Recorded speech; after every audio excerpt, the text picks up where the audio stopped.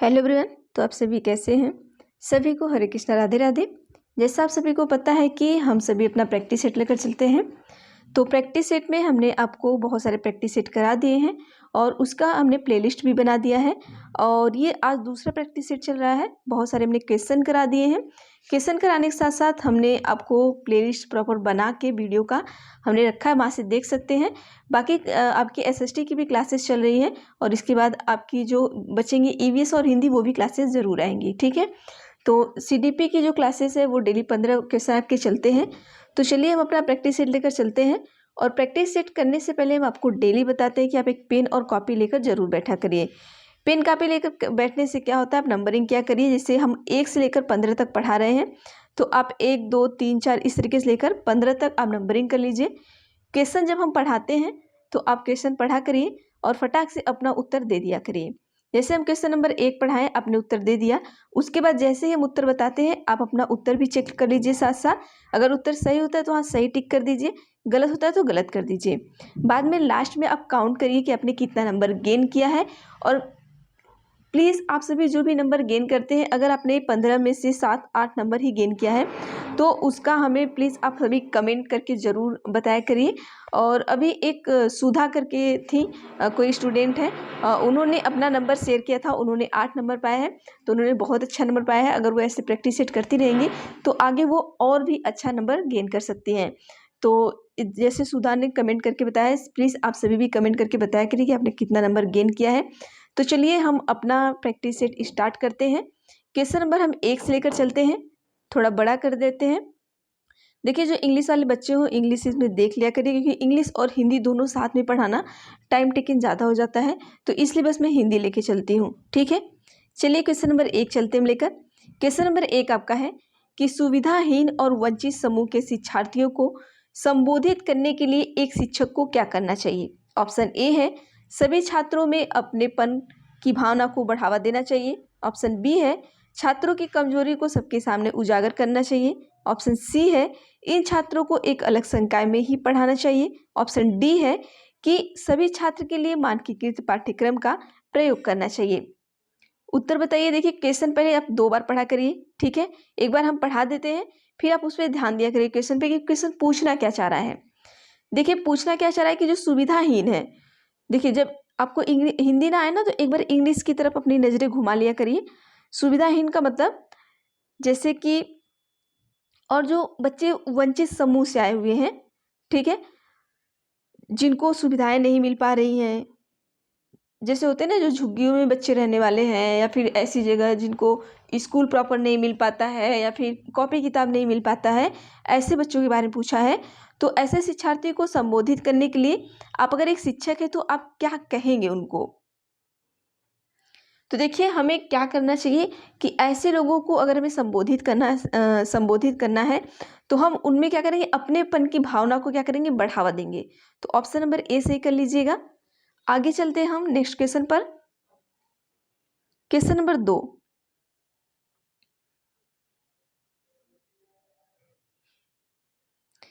Question है कि विविध आवश्यकता वाले विद्यार्थियों को शामिल करने के लिए निम्नलिखित में से किसकी आवश्यकता है। ऑप्शन ए है बैठने की निश्चित व्यवस्था। ऑप्शन बी है लचीला पाठ्यक्रम। ऑप्शन सी है मानकीकृत आकलन। ऑप्शन डी है पाठ्य पुस्तक केंद्रित शिक्षा शास्त्र। उत्तर बताइए। क्वेश्चन एक बार फिर से अपनी निगाहों से देख लिया करिए, क्वेश्चन मेरे पढ़ाने के बाद भी। ठीक है, क्योंकि क्या होता है ना कि आप अगर क्वेश्चन देखते हैं तो वो आपके दिमाग में सेट हो जाता है। 1-2 बार क्वेश्चन देखेंगे ना तो आपको समझ आ जाता है कि आखिर पूछना क्या चाह रहा है। तो चलिए यहाँ पर देखते हैं पूछना क्या चाहता है। पूछना चाह रहा है कि विविध आवश्यकता मतलब अलग अलग आवश्यकता वाले जो बच्चे हैं, जो विद्यार्थी हैं, उनको शामिल करने के लिए किसकी आवश्यकता है इनमें से। ठीक है, अगर अलग अलग जगह से बच्चों को हम शामिल कर रहे हैं तो किस चीज़ की आवश्यकता होगी। तो देखिए, सबसे ज़्यादा हमें जो आवश्यकता होगी वो लचीला पाठ्यक्रम का होगा। ऑप्शन 1 जो फ्लेक्सिबल कैरिकुलम होगा उसकी सबसे ज़्यादा हमें आवश्यकता पड़ेगी। तो ऑप्शन नंबर बी सही कर लीजिएगा। चलिए आगे चलते हैं हम अपने नेक्स्ट क्वेश्चन पर। क्वेश्चन आपका है कि निम्नलिखित में से कौन सी दिव्यांगता सामाजिक संचार में चुनौतियों का कारण बनती है? ऑप्शन ए है आत्मकेंद्रिता, स्वलीनता। ऑप्शन बी है पठन वैफल्य। ऑप्शन सी है गुणज वैफल्य। ऑप्शन डी है गतिमान दिव्यांगता। तो उत्तर दीजिएगा क्या होगा। थोड़ा देखिए आवाज आ रही होगी क्योंकि ऊपर काम चल रहा है, तो थोड़ा एडजस्ट कर लीजिएगा आप सभी, ठीक है। चलिए उत्तर क्या होगा बताइएगा। क्वेश्चन देखिए पूछा क्या है, ध्यान दीजिएगा क्वेश्चन में कि कौन सी दिव्यांगता सामाजिक संचार में चुनौती का कारण बनेगी। ठीक है, ऐसी कौन सी दिव्यांगता है जो सामाजिक संचार में आपकी चुनौती का कारण बन सकती है। तो देखिए आपका जो आत्म केंद्रिता या स्वाधीनता होता है, ये क्या होती है, चुनौती का कारण बन सकती है आपके साथ समाज में। तो ऑप्शन नंबर ए सही करिएगा, किसका, 3 का। आगे चलते हैं हम अगले क्वेश्चन पर। क्वेश्चन है कि निम्नलिखित में से कौन सा सुविधाहीन और वंचित समूहों के शिक्षार्थियों को शामिल करने में मदद करता है। ऑप्शन ए है विविधता को महत्व। ऑप्शन बी है गैर प्रासंगिक पाठ्यक्रम। ऑप्शन सी है प्रमुख समूह की ओर केंद्रित शिक्षा शास्त्र। ऑप्शन डी है कि मानकीकृत परीक्षण। उत्तर दीजिए क्या होगा। क्वेश्चन को फिर से पढ़िएगा कि कौन सी सुविधाहीन और वंचित समूह के शिक्षार्थी को शामिल करने में मदद करता है, मतलब जिसके वजह से inclusion of learner from disadvantage and.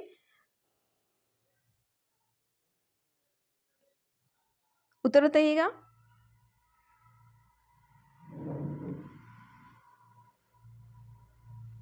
देखिए जो सुविधाहीन और वंचित समूह के शिक्षार्थी को शामिल करने में मदद करेगा वो आपका हमेशा जो प्रमुख समूह की ओर जो विविधता को क्या करें, महत्व दे। ऑप्शन नंबर ए सही करिएगा, ठीक है, जो विविधता को क्या करें, महत्व दे। अब जैसे यहाँ पर समझ लीजिएगा आप सभी क्या होगा। जैसे बच्चा सुविधाहीन है और वंचित समूह से आता है, ठीक है। आप यहाँ पर समझ लीजिए जैसे कि आपके यहाँ कोई मजदूर का बच्चा है, वो सुविधाहीन है, उसके पास कोई सुविधाएं नहीं है। जैसे आपके पास सुविधाएं हैं, आप मोबाइल से चीज़ें पढ़ ले रहे हैं, उसके पास सुविधा नहीं है। वो ऐसी जगह से आता है जिसे व्यवहार के बारे में कुछ पता नहीं है, वो अजीब तरीके के व्यवहार करता है, गाली गलौज करता है, क्योंकि वो उस माहौल में रह के आया है।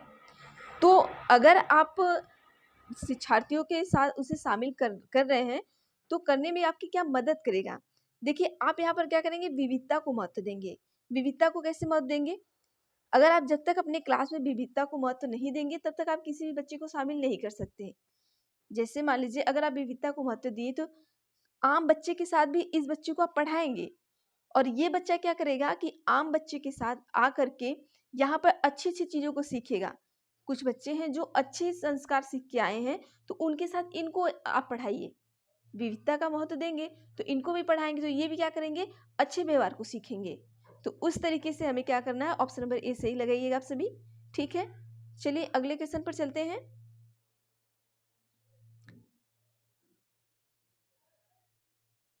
देखिए हमें अपने शिक्षा में हमेशा विविधता को क्या करना है, महत्व देना है, ठीक है। अलग अलग जगह से लोग आए और उन्हें हम समायोजन करके पढ़ा सकते हैं।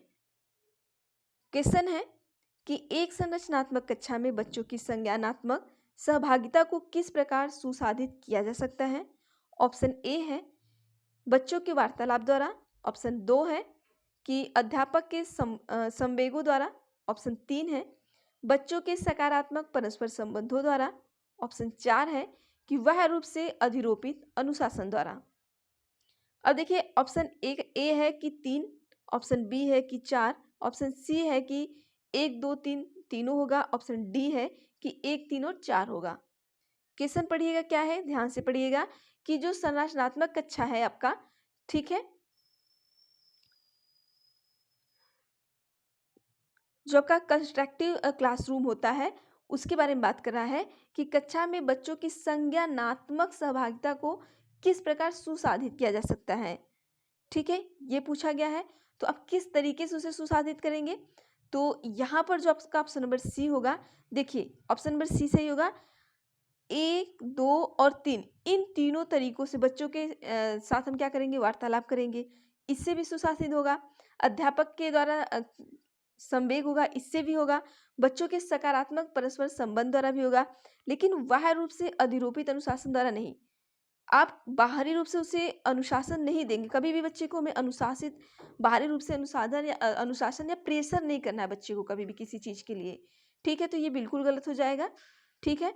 बच्चे को अंदर से मोटिवेट करिए, ना कि आप बाहर से। बाहर से मोटिवेट करने के लिए आप क्या करेंगे, 1-2 चॉकलेट ला के दे देंगे, 1-2 चीज़ें ला के दे देंगे। वो 10 मिनट 20 मिनट के लिए क्या करे रहेंगे, मोटिवेट रहेंगे। फिर उसके बाद वो अपने ही तुक ताल पकड़ लेते हैं और अपने ही उसी में रहेंगे। अगर वो अंदर से एक बार मोटिवेट हो गए तो समझ जाइए कि वो एक लास्ट तक, जहाँ तक वो जाएंगे, अपनी लाइफ के एंड तक मोटिवेट रहेंगे। तो ये चीज़ें नहीं करनी है कि उन्हें हमें एक्सटर्नली इम्पोज करना है। ठीक है? चलिए अगले क्वेश्चन पर चलते हैं हम। Question number 6। अब देखिए ऑप्शन इतना बड़ा है, थोड़ा एडजस्ट करिएगा। मैं इंग्लिश ढक देती हूँ ताकि आपको हिंदी वाला पूरा दिखे। ठीक है? क्वेश्चन आपका क्या है? क्वेश्चन है कि बच्चों की असफलता अक्सर विद्यालय की असफलता होती है। निम्न में से कौन सा कथन इस वाक्य का समर्थन करता है? ऑप्शन ए है, स्कूलों का अस्तित्व विद्यार्थी के सामर्थ्य में विभेदीकरण करने हेतु है। ऑप्शन बी है कि बच्चे इसलिए असफल होते हैं क्योंकि विद्यालय बच्चों की सीखने की विविध गतियों का संज्ञान नहीं करते। ऑप्शन सी है आपका कि बच्चे इसलिए असफल होते हैं क्योंकि वह विद्यालय की जरूरतों का अनुपालन नहीं करते। ऑप्शन डी है आपका कि बच्चे योग्यता की कमी और निम्न बुद्धि लब्धि की वजह से असफल होते हैं। उत्तर बताइएगा क्या होगा। चलिए देखिए क्वेश्चन नंबर 6 का जो सही उत्तर होगा ऑप्शन नंबर बी सही होगा। देखिए बच्चे इसलिए सफल होते हैं, क्यों असफल होते हैं, क्योंकि विद्यालय बच्चे की सीखने की विविध गतियों के संज्ञान नहीं करते हैं। देखिए सीटेट में क्या होता है, कभी भी बच्चा अगर कोई चीज़ नहीं सीख पा रहा है तो वो विद्यालय की गलती है, वो टीचर की गलती है। जहाँ भी ऐसी चीज़ें दिखे आप तुरंत उसको सही कर लीजिएगा। ठीक है? तो ऑप्शन नंबर बी यहाँ सही हो जाएगा। आगे चलते हैं हम अगले क्वेश्चन पर। Question number 7। क्वेश्चन नंबर 7 में है कि प्रतिभाशाली विद्यार्थियों की आवश्यकताओं को पूरा करने के लिए निम्नलिखित में से कौन सी एक प्रभावी रणनीति है। ऑप्शन ए है, उनसे बहुत ही सरल और आसान प्रश्न पूछें। ऑप्शन बी है, उन्हें चुनौतीपूर्ण और उच्च क्रम के कार्य सौंपें। ऑप्शन सी है, जानकारी को समझने के लिए अतिरिक्त समय दें। ऑप्शन डी है, उनसे सफलता की कम उम्मीदें रखें। देखिए एक प्रतिभाशाली विद्यार्थी है, अगर उसकी आवश्यकता को पूरा करना है तो उसे पूरा करने के लिए आप ऐसी कौन सी प्रभावी रणनीति इसमें से अपनाएंगे, उसको बताना आपको। ठीक है? प्रतिभाशाली मतलब बच्चा कैसा है कि पढ़ने लिखने में बढ़िया है। ठीक है? जिसे हम कहते हैं गिफ्टेडनेस चाइल्ड, इसको ये भी कह सकते हैं। ठीक है? तो चलिए क्वेश्चन नंबर 7 का ऑप्शन नंबर जो बी है वो बिल्कुल सही होगा कि उन्हें चुनौतीपूर्ण और उच्च क्रम के कार्य सौंपे। अब बच्चा प्रतिभाशाली है। ठीक है? अब क्या है, अगर आपको हर चीज़ें आ रही हैं, आपको अभी जैसे आप डीएलएड कर चुके हैं, आप सीटेट पास कर चुके हैं, अब मैं आपको बार बार सीटेट पढ़ाऊँ, बार बार सीटेट पढ़ाऊँ, या मैं एक ही चीज़ें यही क्वेश्चन 15 क्वेश्चन में बार बार पढ़ाऊँ, तो आप क्या होंगे, इरिटेट हो जाएंगे। आप प्रतिभाशाली हैं, आपको 15 क्वेश्चन आ गया है, तो अब इसके आगे का 15 क्वेश्चन जो है हम उसे सौंपे, या आपको हम सरल क्वेश्चन पढ़ाए हैं तो अब सरल क्वेश्चन से हम आपको कठिन क्वेश्चन की तरफ ले जाएं। हमें आपको एक चुनौतीपूर्ण उच्च कार्य देना चाहिए क्योंकि आप वो कर सकते हैं। जब आप कर सकते हैं तो आपके करने के हिसाब से हमें काम देना चाहिए। तो ऑप्शन नंबर बी सही है, बी सही करिएगा। आगे चलते हैं हम क्वेश्चन नंबर 8 पर। अब देखिए इसका ऑप्शन नीचे आएगा, क्वेश्चन ध्यान दीजिएगा। ठीक है? क्वेश्चन नंबर 8 है कि विविध आवश्यकता वाले शिक्षार्थियों वाली कक्षा में शिक्षक को निम्नलिखित के लिए विकल्प उपलब्ध नहीं करने चाहिए। नहीं का ध्यान दीजिएगा, आप सभी नहीं का ध्यान नहीं देते हैं, क्वेश्चन गलत हो जाता है। अब देखिए जैसे क्या होता है, जब नहीं क्वेश्चन आता है ना तो इसमें 3 पॉजिटिव होता है और एक क्या होता है, निगेटिव होता है। जो हमारा एक निगेटिव होता है वही उत्तर सही होता है। अब यहाँ हम गलती क्या करते हैं कि नहीं का ध्यान नहीं देते हैं। उसके बाद हम पहले ही ऑप्शन में आप अक्सर देखेंगे आपको पहले ऑप्शन में ही पॉजिटिव दिखेगा। अब जैसे ही पॉजिटिव दिखा हमारा दिल खुश कि हमें तो उत्तर आ गया, हम तुरंत टिक करके चले आते हैं। अब जब हमें तो वहाँ लगता है पेपर में कि नहीं हम सही करके आए हैं, जब आते हैं रूम पे तो देखते हैं कि अरे यहाँ तो नहीं था, हमने नहीं का ध्यान ही नहीं दिया, क्वेश्चन तो लास्ट वाला सही था। तो ऐसी गलतियाँ आप मत किया करिए। जहाँ क्वेश्चन को ध्यान से पढ़िए, जहाँ नहीं है नहीं का उत्तर दीजिए, जहाँ हाँ है हाँ का उत्तर दीजिए। चलिए ऑप्शन देख लेते हैं। ऑप्शन ए है कि सामग्री का प्रस्तुतिकरण, ऑप्शन बी है संचार और अभिव्यक्ति, ऑप्शन सी है सूचना के दृष्टिकोण, ऑप्शन डी है शिक्षार्थियों के बारे में रूढ़िबद्धता। तो क्वेश्चन नंबर 8 का जो सही उत्तर है वो क्या होगा, आप सभी बताइएगा। देखिए यहाँ पर नहीं पूछा है, तो यहाँ पर देखिए शिक्षार्थियों के बारे में हमें कभी जो क्वेश्चन को एक बार ध्यान से देखिएगा फिर समझ में आएगा। देखिए क्वेश्चन कहा है कि विविध आवश्यकता वाले जो शिक्षार्थी हैं, शिक्षार्थियों वाली कक्षा में शिक्षक को निम्नलिखित के लिए विकल्प उपलब्ध नहीं करने चाहिए। आपको विकल्प नहीं उपलब्ध करना है, तो आप शिक्षार्थी के बारे में जो रूढ़िबद्धता होती है ऐसे विकल्प को आप क्या करेंगे, उजागर नहीं करेंगे। बाकी इन चीज़ों को आप कर सकते हैं, सामग्री का प्रस्तुतिकरण कर सकते हैं, संरचना अभिव्यक्ति कर सकते हैं, सूचना के दृष्टिकोण कर सकते हैं, लेकिन आप रूढ़िबद्धता को उजागर मत करिए, ठीक है। तो ऑप्शन नंबर डी जो होगा वो आपका बिल्कुल सही होगा। चलिए क्वेश्चन नंबर 9 पर चलते हैं हम अपने। क्वेश्चन नंबर 9 का जो ऑप्शन है थोड़ा बड़ा है, देखिएगा।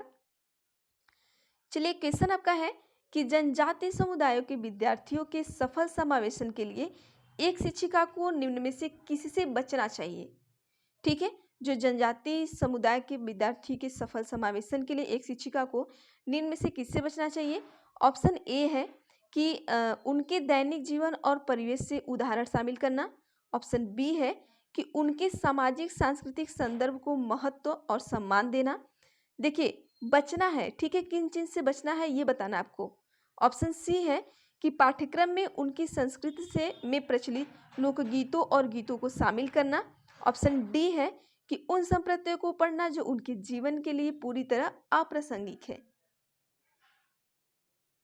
देखिए जनजाति समुदाय है एक आपकी, और विद्यार्थी के सफल समावेशन के लिए आप एक शिक्षिका हैं, तो आपको किस चीज़ से बचना है, बस यही उत्तर आपको बताना है, ठीक है।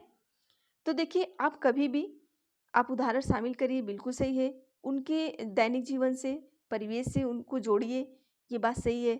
सामाजिक सांस्कृतिक को आप महत्व दीजिए, उनके सांस्कृतिक को महत्व दीजिए, बिल्कुल सही बात है। और उन्हें पाठ्यक्रम और उनके लोकगीत को उनके पाठ्यक्रम में शामिल करिए, ये भी अच्छी बात है। भाई अलग अलग जनजाति के भले आए हों, लेकिन पाठ्यक्रम में हमें अलग अलग जनजाति के भी गीतों को, लोकगीतों को शामिल करना चाहिए। तो सही बात है कि नहीं, क्योंकि उनको ये तो नहीं लगेगा ना कि हम एक अलग ही दुनिया में चल रहे हैं, ठीक। लेकिन यहाँ पर जो उन संप्रदायों को पढ़ना जो उनके जीवन के लिए पूरी तरह अप्रासंगिक है, ऐसी चीज़ों को हम नहीं पढ़ाएंगे जिसमें उनके जीवन के लिए कोई मतलब ही नहीं है, ठीक है। अब जैसे कोई बच्चा पढ़ रहा है, अब उनको हम कुछ चीज़ें ऐसी होती हैं जो हम बिल्कुल नहीं पढ़ाएंगे जिससे उनका कोई लेना देना ही नहीं है, ठीक है। अब उन्हें हम ऐसा नहीं करेंगे कि बार बार उन्हें हम बताएंगे कि आप साइकिल कैसे चलाएं, आप साइकिल कैसे चलाएं। भाई वो साइकिल चला लेगा, ठीक है, उसके जीवन से वो रिलेट करता है, लेकिन आप ऐसी चीज़ें पढ़ाएंगे जो उनके आगे आने वाले जीवन से रिलेट करे, जैसे। तो आप इन चीज़ों को बिल्कुल जो उनके लिए अप्रासंगिक हो, उन चीज़ों को आप बहुत इग्नोर करेंगे, ऐसी चीज़ों को आपको उनको नहीं पढ़ाना है। तो ऑप्शन नंबर डी सही कर लीजिएगा। चलिए क्वेश्चन नंबर 10 पर चलते हैं हम। देखिए आप सभी क्वेश्चन पढ़ा करिए, उत्तर दिया करिए, और प्लीज़ लाइक भी कर लिया करिए। देखिए आप सभी लाइक करते हैं ना, तो ये वीडियो ज़्यादा से ज़्यादा लोगों तक जाती है और लोग पढ़ते हैं। देखिए ये कोई कॉम्पिटिटिव एग्ज़ाम का नहीं है कि आप किसी को शेयर कर देंगे तो आपके मार्क्स कम हो जाएंगे। ये सिर्फ आपका पास मार्किंग होता है। आप 90 के ऊपर ला लीजिए, बाकी आप सीटेट का टेंशन खत्म कर दीजिए। 90 के ऊपर के बाद आप बिल्कुल सोचिए ही मत, ठीक है। चलिए क्वेश्चन आपका है, क्वेश्चन है कि निम्नलिखित में से कौन सा विकल्प दी गई दिव्यांगता और संबंधित विद्यार्थियों के समावेशन हेतु यथोचित संयोजन रणनीति का सही युग्म है। ऑप्शन ए है कि ध्यान न्यूनता, अति क्रियाशीलता विकार लंबी अवधि की फिल्में दिखाएं। बी है कि स्वलीनता जितना हो सके एक ही समय सारी दिनचर्या में लिप्त रखें। ऑप्शन सी है कि पठन वैफल्य जटिल गणना पर आधारित प्रश्न दें। ऑप्शन डी है कि वाकवादित मूल्यांकन के केवल मौखिक रूप से स्वीकार करें। क्वेश्चन ध्यान दीजिए, देखिए क्वेश्चन बहुत ट्रिकी यहाँ पर है। देखिए पूछा है कि निम्नलिखित में से कौन सा विकल्प दी गई दिव्यांगता और संबंधित विद्यार्थी के समावेशन हेतु। देखिए जैसे दिव्यांगता यहाँ पर क्या है, ध्यान न्यूनता अति क्रियाशीलता है। अब यहाँ पे क्या इसकी ये रणनीति है ये बताना है। जैसे स्वालीनता आपकी दिव्यांगता हो गई, पठन वैफल्य दिव्यांगता हो गया, वाकवादिता दिव्यांगता हो गया। तो इसमें ऐसा जो आपकी ये आगे रणनीति बताई गई है, तो इसमें से कौन सी रणनीति इसके लिए सही होगी यही बताना आपको। तो चलिए आप सभी उत्तर दे लिए होंगे। तो चलिए क्वेश्चन नंबर 10 का ऑप्शन नंबर बी सही कर लीजिएगा। देखिए जो ऑटिज्म होता है आपका मतलब स्वालीनता जितना हो सके एक ही समय सारणी में दिनचर्या में लिप्त रखें। ठीक है, ऑप्शन नंबर बी जो है वो सही है। Stick to same schedule as much as possible. ठीक है, ऑप्शन नंबर बी सही कर लीजिएगा। आगे चलते हैं अगले क्वेश्चन में, क्वेश्चन नंबर 11। क्वेश्चन नंबर 11 है आपका कि एक बाल केंद्रित कक्षा में बच्चे, ऑप्शन ए है निष्क्रिय नकलची के रूप में देखे जाते हैं। ऑप्शन बी है ज्ञान के निर्माण में सक्रिय रूप से लगे हुए हैं। ऑप्शन सी है ब्लैक बोर्ड से उत्तरों की प्रतिलिपि बनाने को अग्रसर होते हैं। ऑप्शन डी है केवल निष्क्रिय श्रोता होना चाहिए। एक बाल केंद्रित कक्षा है, बाल केंद्रित का मतलब बच्चे के अकॉर्डिंग चीजें चल रही हैं, ना कि आपके अकॉर्डिंग। सीटेट हमेशा कहता है कि कोई भी चीजें हो आप हमेशा बच्चे के अकॉर्डिंग पढ़ाएंगे, उसी को हम बाल केंद्रित करते हैं, न कि शिक्षक केंद्रित होना चाहिए। कक्षा हमेशा क्या होना चाहिए, बाल केंद्रित होना चाहिए, तभी बच्चा क्या करेगा, अच्छी तरीके से सीखेगा। तो क्वेश्चन नंबर 11 का ऑप्शन नंबर बी सही कर लीजिएगा कि ज्ञान के निर्माण में सक्रिय रूप से लगे हुए। ठीक है, ऑप्शन नंबर बी सही कर लीजिएगा। चलिए क्वेश्चन नंबर 12 पर चलते हैं। थोड़ा देखिए आपको खट खट की आवाज़ आ रही होगी, आप थोड़ा एडजस्ट करिएगा क्योंकि हॉस्टल के ऊपर कुछ काम चल रहे हैं। तो क्योंकि आज तो मेरा खुद ही सर दर्द हो गया सुबह से लेकर शाम तक, और क्या बताएं मैं खुद सोच रही हूँ कि ये कब बंद हो, लेकिन आज शायद ख़त्म हो जाएगा। तो आप भी थोड़ा एडजस्ट कर लीजिएगा क्योंकि जस्ट मेरे फ्लोर के ऊपर ही है, तो मेरा तो सुबह से ही सर फट गया एकदम आवाज़ सुनते सुनते। चलिए क्वेश्चन है कि बाल विकास के सिद्धांतों के संदर्भ में निम्न में से कौन सा कथन सही है। ऑप्शन ए है कि विकास शरीर के केंद्रीय भाग से बाहरी भाग की तरफ होता है। ऑप्शन बी है कि विकास आनुवंशिकता और पर्यावरण से प्रभावित नहीं होता है। ऑप्शन सी है कि ऐसे क्षेत्र में विकास का अन्य क्षेत्रों का विकास पर कोई प्रभाव नहीं पड़ता। ऑप्शन डी है कि विकास पूर्णतः संख्यात्मक है और इसे सटीक रूप से मापा जा सकता है। तो चलिए उत्तर बताइए क्या होगा।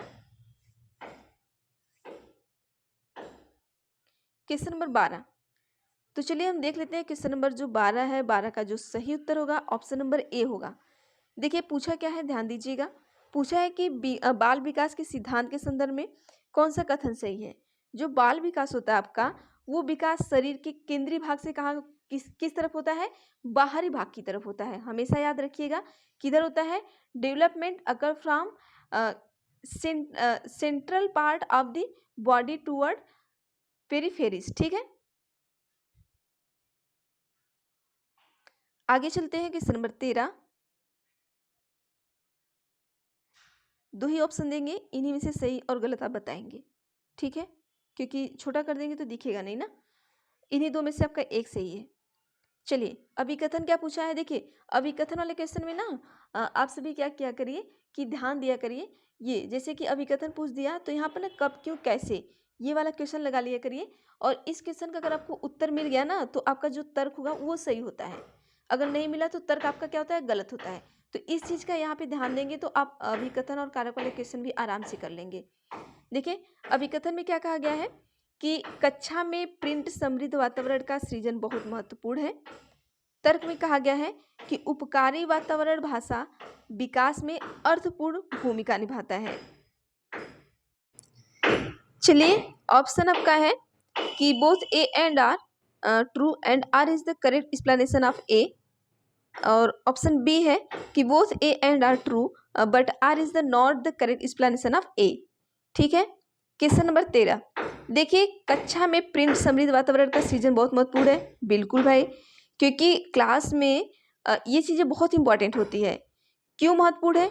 क्योंकि उपकारी, देखिए हमने यहाँ पर क्या कहा, आपको क्यों का प्रश्न कर लीजिए, क्यों या क्योंकि। ठीक है, क्योंकि उपकारी वातावरण भाषा विकास में अर्थपूर्ण भूमिका निभाता है। बिल्कुल निभाता है। तो ऑप्शन नंबर ए यहाँ पर सही हो जाएगा, क्योंकि दोनों सही हैं और एक्सप्लेनेशन भी सही कर रहा है, तो ऑप्शन नंबर ए सही कर लीजिएगा। चलिए आगे चलते हैं। क्वेश्चन नंबर 14,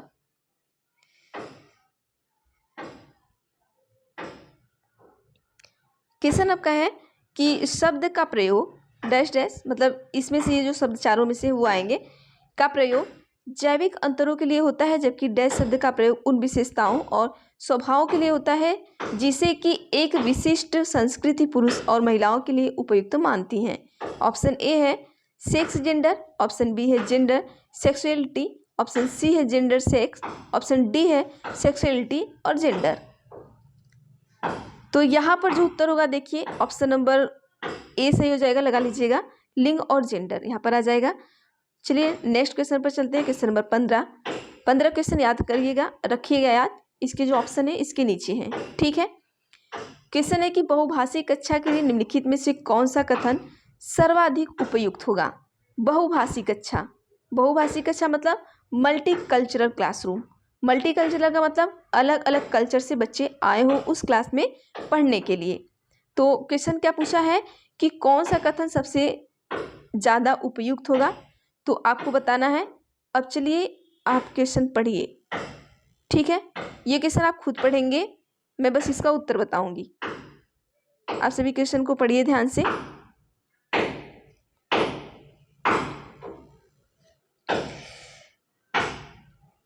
आज इन्होंने तो मेरा एकदम जीना हराम कर दिया है। पूरे दिन से आप सोच लीजिए 10 बजे से ये जो टोन है ना, सुनते सुनते एकदम सर में दर्द हो गया है। और अभी भी आप भी सुन ही रहे होंगे, पता नहीं आगे क्लासेज में करा पाऊँगी कि नहीं। मुझे लगा था ये 5 बजे बंद हो जाएगा, बट बंद नहीं हुआ है। तो ये पता नहीं लगता है सब रात भर काम करेंगे, तो थोड़ा एडजस्ट कर लीजिएगा आज के दिन, कल से हम देखते हैं। ठीक है, तो इसका उत्तर देख लीजिएगा, आप पढ़ लिए होंगे तो उत्तर बता दें आपको। उत्तर जो होगा आपका ऑप्शन नंबर बी होगा। ठीक है, ऑप्शन नंबर बी सही कर लीजिएगा। ये 15 क्वेश्चन आपके कंप्लीट हो चुके हैं और इसके बाद हम क्या करेंगे, कल 15 क्वेश्चन लाएंगे और एसएसटी की क्लासेस देखते हैं चल पाते कि नहीं, क्योंकि ये इतना दिमाग शोर कर करके डिस्टर्ब कर दिया ना कि थोड़ा, अगर ये बंद हो जाता है तो फिर एसएसटी क्लासेस हम करवा देंगे आपको, नहीं बंद होता है तो पॉसिबल नहीं है, क्योंकि आवाज़ें आती है ना तो आपको भी डिस्टर्ब होगा पढ़ने में। और सोचिए खिड़की दरवाजे सारे सब कुछ बंद है फिर भी, क्योंकि मेरे छत के जस्ट ऊपर ही है। अभी तो सोचिए बहुत कम है, सुबह तो ना मैं सो पाई, ना पढ़ पाई, ना मैं पढ़ा पाई इस तरीके से। तो चलिए आज के लिए इतना ही करते हैं, बाकी हम नेक्स्ट वीडियो में देखेंगे। तो प्लीज़ आप सभी अगर चैनल पे नए हैं तो चैनल को सब्सक्राइब कर लीजिएगा, बेल आइकन को क्लिक कर लीजिएगा, ताकि मैं जो भी वीडियो बनाऊंगी वो सारी वीडियो आप तक पहुंचेंगी। और जो बच्चे हैं वो जो बच्चे नए हैं ना, वो प्लीज़ चैनल को सब्सक्राइब कर लीजिएगा। और जो फिर पुराने बच्चे हैं उनके लिए थैंक यू, क्योंकि वो बच्चे हमें सपोर्ट करते हैं। अगर हम मेहनत करते हैं तो हमें सपोर्ट करते हैं। तो प्लीज़ आप सभी एक लाइक कर दिया करिए, क्योंकि एक लाइक आप करते हैं तो उससे हमें क्या होता है ना कि हमें मोटिवेशन मिलता है। उससे हमें कोई पैसे नहीं मिलते आपके लाइक से। देखिए मैं जो बात है वो बता देना चाहती हूँ, ना मुझे पैसे मिलते हैं और ना अभी भी मुझे वीडियो से बहुत ज़्यादा पैसे मिलते हैं। ठीक है कि नहीं, मुझे बहुत ज़्यादा पैसे मिलते हैं। और मैं चाहती तो मैं आपके लिए बहुत सारे ऐसी इस तरीके की वीडियो बना सकती हूँ आपके टाइम पास के लिए, लेकिन मुझे अच्छा नहीं लगता है। क्योंकि देखिए जो चीज़ें मैं पढ़ी हूँ, मुझे पता है कि टाइम का महत्व क्या होता है। तो हम नहीं चाहते कि आपकी टाइम को हम अलग अलग वीडियो या फालतू चीज़ें बना के आपके टाइम को हम लॉस करें। जो चीज़ें मुझे इंपॉर्टेंट लगती है आप मेरे पूरे चैनल पे जाके देख लीजिएगा। मैं इंपॉर्टेंट के सिवा मैं कोई फालतू वीडियो नहीं बनाती हूँ, नहीं मैं व्यूज़ के लिए वीडियो कभी नहीं बनाती हूँ। मेरे जितने भी बच्चे हैं, अगर 10 बच्चे देखते हैं, 5 बच्चे देखते हैं, मैं वही इंपॉर्टेंट चीज़ें ही बनाती हूँ। ना ही मैं व्यूज़ के चक्कर में आपको खींच के ले जाती हूँ कि मैं 15 क्वेश्चन को मैं 2 घंटे में पढ़ाऊँ। मैं कोशिश करती हूँ कि मैं कम से कम समय में आपको ज़्यादा से ज़्यादा क्वेश्चन दूँ, क्योंकि हमारे पास भी टाइम नहीं है और मुझे पता है जैसे मुझे अपने टाइम का महत्व है, वैसे आपको भी अपने टाइम का महत्व है। अगर हमें कम समय में ज़्यादा चीज़ें पढ़ने को मिलती हैं, तो हम ज़्यादा चीज़ें अच्छी तरीके से फ़ोकस कर पाते हैं। तो चलिए आज के लिए इतना ही करते हैं, कभी हम मिलेंगे अभी तो इसके पहले हम लोग संडे वार्ता करते थे, हैप्पी संडे ओपन इनबॉक्स करते थे, लेकिन अभी मैंने बंद कर दिया है। लेकिन मैं सोच रही थी अब करूँगी, क्योंकि आप सभी हमसे धीरे-धीरे जुड़ गए हैं, तो अब हम सोच रहे थे कि हैप्पी संडे ओपन इनबॉक्स फिर से स्टार्ट करेंगे। तो आपके जितने भी डाउट्स होते हैं या कोई भी चीज़ होती है, आपके मन में जो भी प्रश्न होता है, आप हमसे पूछा करिए, तो हम उसे संडे के दिन आपके सारे प्रश्नों का हम उत्तर देंगे और संडे के दिन हम आपके लिए वो एक स्पेशल वीडियो बनाएँगे। और हो सकता है अगर वो वीडियो उस दिन संडे के दिन ना आए, क्योंकि पता है मैं शूट कर लेती हूँ वीडियो, फिर मुझे यहाँ से मुझे जाना पड़ता है छत पे, नेटवर्क, क्योंकि मेरा रूम ऐसा है ना, वहाँ नेटवर्क नहीं होता है, तो मुझे जाना पड़ता है छत के ऊपर, फिर वहाँ से मैं नेटवर्क पकड़ाती हूँ, फिर वहाँ से आपकी वीडियो मैं अपलोड करती हूँ। तो जो संडे की वीडियो आएगी तो वो थोड़ी ऐसे रहती है ना, फेस वाली वीडियो, तो वो ज़्यादा नेटवर्क उसको अच्छी तरीके से नेटवर्क रहता है तभी वो अपलोड हो पाती है। तो वो हो सकता है आपको मंडे को आए, लेकिन तो मैं वीडियो ज़रूर बनाऊँगी, ठीक है? तो थैंक यू एवरीवन। चलिए चलते हैं, हम अब नेक्स्ट वीडियो में मिलेंगे आपसे।